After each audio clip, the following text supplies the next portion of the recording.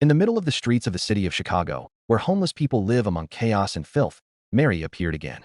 Mary was a beautiful young American woman in her 20s, born into a wealthy family.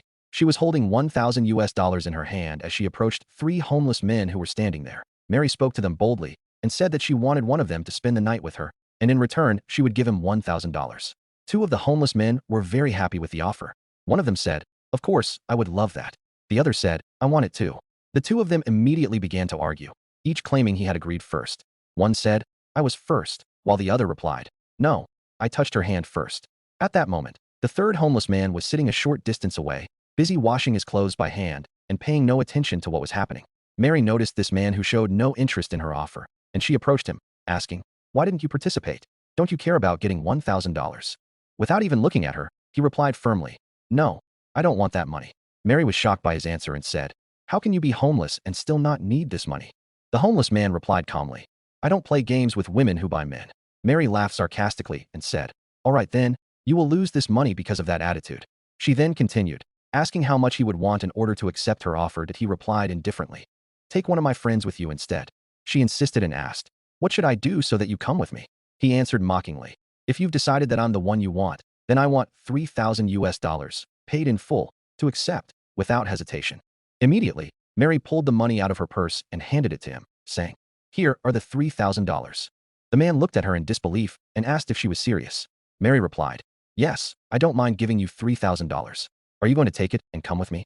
The homeless man looked at his friends, who urged him, "Accept the offer. Don't waste this much money."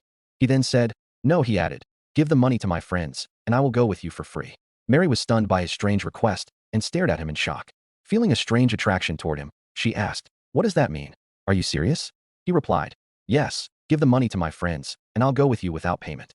She agreed, gave the money to his friends, and then told him to get into the car. His friends happily took the money and thanked him, telling him he had done the best thing possible. The man's name was Hamza.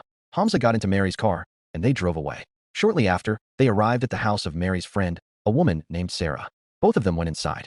Mary told Hamza, "First, you need to take a quick shower." Hamza replied jokingly with a smile, "All right, as you wish, ma'am." Mary was surprised by his response. She then instructed the house staff to prepare the shower. After that, Mary sat with her friend Sarah in the living room. Sarah was holding a cup and asked Mary curiously, "So, who is this strange man you brought? I've never seen you act like this before." Mary answered quietly, "I want to teach my parents a lesson. They want me to marry a rich man who has no meaning in my life, someone I don't love. So I will attend the dinner with a homeless man." Sarah was shocked and said, "A homeless man?" Mary replied firmly, "Yes, a homeless man." Sarah was shocked and said, "Is he homeless?" Mary answered calmly, "Yes, he is homeless." Sarah planned something and said, "You don't hate him, do you?" But Mary replied seriously, "No, let's talk about this carefully." Then Mary continued happily, "For our plan to work, we need to turn this man into a handsome man." Sarah smiled and said, "Strange, but I love your idea." Just then, a bald man entered the room confidently. His name was Michael. He said, "Hello, Sarah." Sarah was surprised and said, "Oh, Michael, why are you here again?" Michael replied, "Yes, I came back again." Sarah said angrily, "This is the third time. You already took 2 months' rent. Are you trying to increase the rent again?" Michael replied coldly, "If you don't like it, you can leave the house completely." Suddenly, Zamsa entered the room, wearing a bathrobe with a towel wrapped around his head. "Wash away the bad things," he said jokingly. "Do you need more money?" Michael looked at Zamsa in shock and said, "Zamsa, what are you doing here?" Miri and Sarah looked at each other, confused. Zamsa replied sarcastically, "I was taking a shower." Then he lowered his voice and said to Michael, "If you want your wife to know what you've been doing, keep going. You were trying to cross the line with an innocent girl." Michael's face changed. He became nervous and worried. He said quickly, "No, Zamsa, I was joking. It was just a joke. I'm sorry. Sarah, the rent will stay as we agreed before." Then the bald man hurriedly left the room in panic. Miri looked at Zamsa in surprise and asked, "Do you know him?" Zamsa replied, "I know him from my past life. We knew each other before." Sarah interrupted and said gratefully, "Thank you so much. You saved us today." Zamsa smiled and said, "All right, what's the next step of the plan?" Sarah replied excitedly, "I think it's time to completely change your appearance." Zamsa smiled and said, "All right." Miri looked at Zamsa with affection and said softly, "Even though he's homeless, he's smart and attractive. He actually looks good even in casual clothes." Sarah teased her and said, "Really? Looks like love has fallen on you, my friend." Miri felt shy and replied proudly, "Do you really think I would fall in love with a homeless man? That's impossible." But inside, she asked herself, "What am I hiding? Why am I hiding my feelings?" Zamsa, whom Michael also knew, had become a strange secret she didn't want to reveal. Later, Miri was in her friend's house, angrily talking on the phone. "I hate him. Leave me alone, she shouted, then ended the call angrily. Suddenly, Zamsa appeared behind her and calmly asked, "Who were you talking to?" Miri turned around, surprised, but she couldn't finish her sentence. She was stunned by Zamsa's new look. He had shaved his beard neatly and looked clean, handsome, and confident, smiling warmly. Miri thought to herself, "I can't believe my eyes. He looks like a movie star or a model." Sarah entered the room and said in amazement, "Wow, what an incredible change." Then she added playfully, "He looks like someone I've seen before." Zamsa replied, "Maybe you saw me under bridges, where I used to sit with other poor people."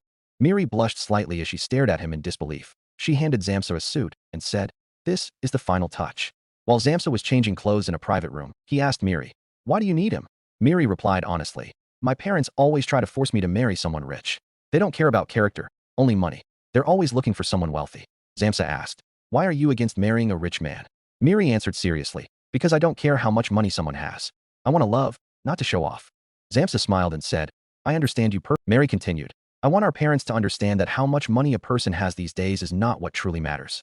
They can only realize this when they understand that they cannot tell the difference between a rich man and a homeless man. But you are not an ordinary homeless man.